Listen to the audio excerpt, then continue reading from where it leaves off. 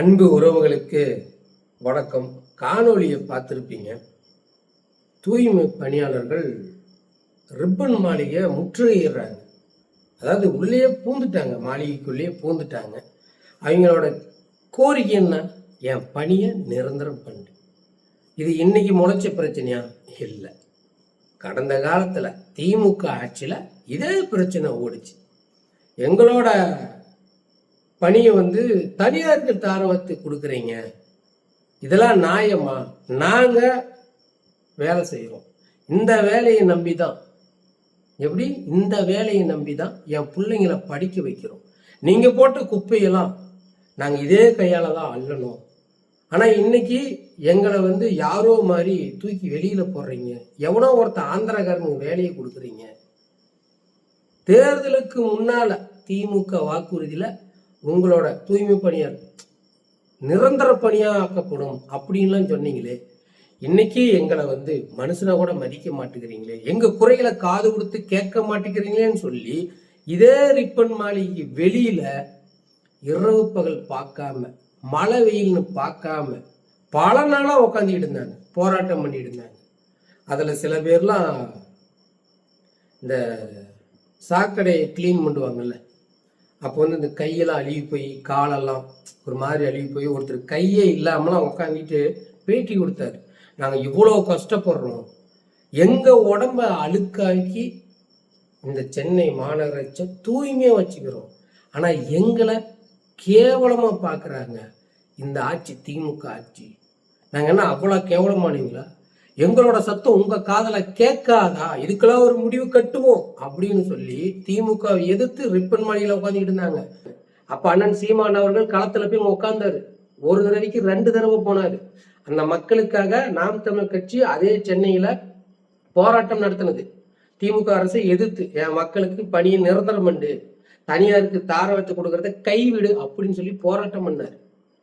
அப்படியாப்பட்ட மனுஷனை மறந்துட்டீங்க. ஏன்? கவர்ச்சி.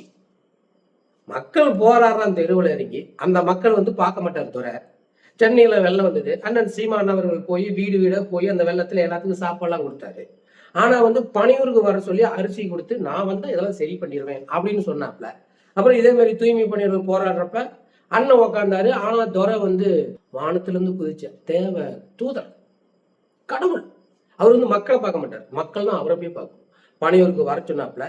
பணியூருக்கு இவங்களும் போனாங்க, ஒரு 10 பேர் இருக்கும். போனாங்க, உள்ள டீ காஃபிலாம் கொடுத்து, பிஸ்கட்லாம் கொடுத்து சாப்பிட வச்சு கையை பிடிச்சி ஆறுதல் சொன்னாராம். நான் வந்தா எல்லாம் மாற்றுவேன், உங்க வேலையை நான் நிரந்தரம் பண்ணுவேன், தனியாருக்கெல்லாம் தாரவத்து கொடுக்க மாட்டோம், திமுகவுக்கு மாற்று நான் தான் தூய சக்தி டிவிக்கு அப்படின்னு நம்பிக்கைலாம் கொடுத்தாருங்க அப்படின்னு சொல்லி வெளியில பேட்டிலாம் கொடுத்தாங்க.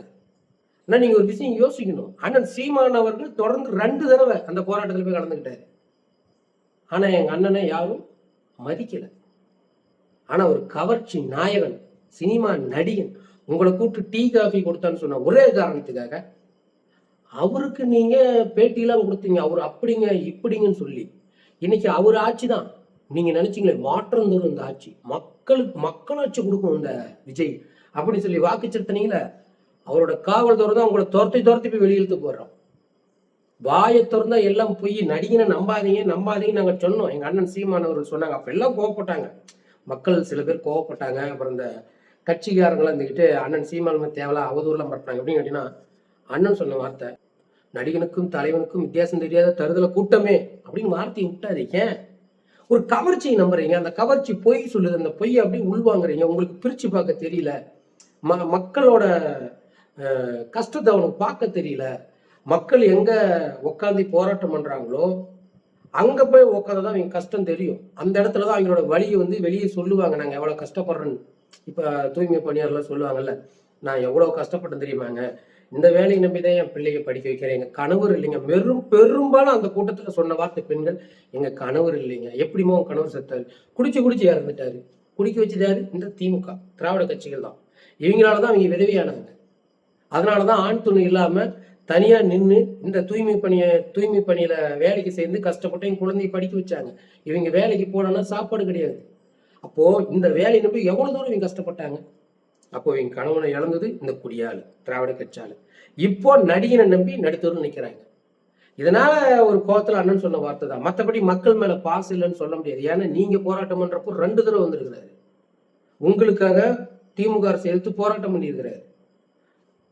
பேருந்துல உங்க எல்லாத்தையும் மண்டபத்துல இருந்து கூட்டிக்கிட்டு வெளியில போய் கண்ணுக்கு தெரியாம இடத்துல விட்டுட்டு இருந்தாங்க. அப்ப அந்த வாகனத்தை மறிச்சு நிறுத்தி எதுக்கு என் மக்கள் அப்படியே அலக்கடிக்கிற, தான் உரிமைக்காக போராடுறாங்க, தான் வேலை நிரந்தரத்துக்காக போராடுறாங்க, அவங்களே இப்படி சித்திரவதை பண்றீங்க. நீங்க ஒரு காவல்துறை, நீங்க திமுக காவல்துறையா மக்களுக்கு காவல்துறையா? அந்த மக்கள் பாவலியான்னு சொல்லி காவல்துறையிட்ட சண்டை போட்டு உங்களை இறக்கி வீட்டுக்கு அனுப்ப சொன்னாங்க. அதெல்லாம் அண்ணன் பண்ணது. போன ஆட்சியில் எத்தனை போராட்டம், ஆசிரியர் போராட்டம், சீமானா வாங்க அப்படின்னு கூப்பிட்டாங்க, அண்ணன் ஒடியாந்தாரு. மின் ஊழியர் போராட்டம், அண்ணன் வந்தாரு. இப்படி ஒவ்வொரு தடவையும் மக்கள் போராடும் போது அண்ணன் சீமான் தான் வந்தார். நீங்க கண்ணீரோட நிற்கும் போது அந்த கண்ணு தண்ணியை தொடச்சி உங்களுக்கு ஆறுதல் கொடுத்தது அண்ணன் சீமான். தமிழ்நாடு முழுவதும் மக்கள் போராட்டம் பண்ணும்போது ஒவ்வொரு இடத்துக்கு ஓடினாரு. அவரு தூக்கம் இல்லை, அவரு ஒழுங்கா சாப்பிடல, என் மக்கள் இப்படி கதறிட்டு இருக்கிறான், நான் எப்படி நிம்மதியா இருப்பேன் அப்படின்ட்டு ஓடினாரு. ஈரோட்ல வீட்டு இடிச்சாங்க, அங்க ஓடுறாரு. இங்க போறப்போ சென்னையில வீட்டு அடிக்கிறாங்க, அங்க ஓடுறாரு. அந்த மனுஷன் தூங்கவே இல்லை பல நாள். ஆனா அப்படி உங்களுக்காக ஓடி ஓடி வந்து உங்க கஷ்டத்துல பங்கு எடுத்துக்கிட்டாரு. அவரை நீங்க மறந்துட்டீங்க. நீங்க யார தலைமையில தூக்கி வச்சீங்களோ, ஒரு நடிகனை தூக்கி கொண்டாடினீங்களோ, அந்த நடிகை இன்னைக்கு உங்களை நடுத்தரவுல அம்போன்னு விட்டு பனையூர்ல படுத்துட்டு இருக்கிறாப்ல. இப்போ தெரியுதா, நடிகன் நாடால தகுதி இல்லை. அரசியலுக்கு வரத்துக்கு முன்னால வரலும் ஷூட்டிங்ல நடிச்சுட்டு இருந்த ஒரு மனுஷனுக்கு தமிழ்நாட்டு மக்களோட கஷ்டம் எப்படி தெரியும்?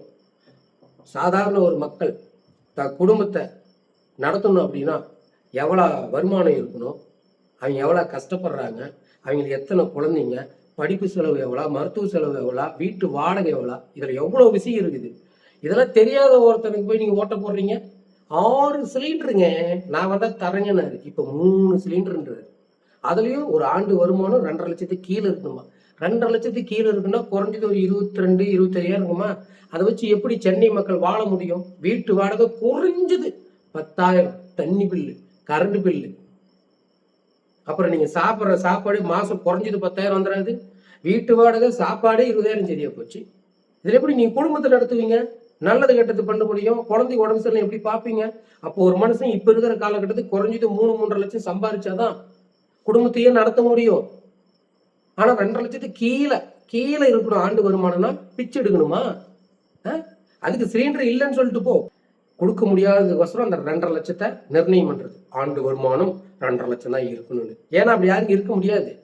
அது இல்லாம நான் வந்த உடனே 200 யூனிட் ஃப்ரீ, பொய் பித்தலாட்டம், கரண்ட் பில்லு ஏற்றி விட்டேன். சில ஊர்ல கரண்டே இல்லை. நான் வந்தோன்னா மகளிருக்கு 2,500. வாய்ப்பில்லை ராஜா. தமிழ்நாடு முழுவதும் மக்கள் இலவச பயணம் பண்ணிக்கலாம் மகளிர், அதுவும் இல்லை. இப்படி ஒரு கவர்ச்சி நாயகன் கவர்ச்சிகரமான திட்டத்தை கொடுத்தவொன்ன நீங்க எப்படி தம்பி ஓட்டு போட்டீங்கன்னு தெரியல, எப்படி நம்பினீங்க? அதாவது பாதிக்கப்படுற மக்கள் ரோட்ல இறங்கி போராட்டம் பண்றாங்க, அவங்களோட நிக்கிற தலைவனை நீங்க புறந்தள்ளிடுறீங்க.